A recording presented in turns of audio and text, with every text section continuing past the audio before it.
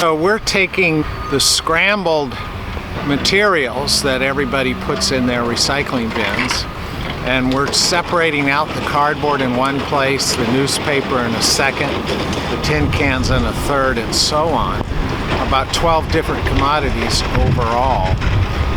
And we separate them and then bale them and ship them to consuming mills who make new recycled products from the raw materials that we produce. We can capture these materials using a variety of mechanical sorting techniques, optical sorting techniques, magnetic techniques, as well as electromagnetic techniques.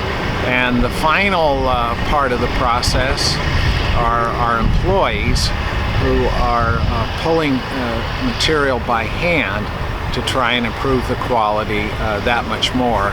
We sell to mills all over the Northwest. We sell into consuming manufacturers in Canada, where there's quite a bit of plastic product generation.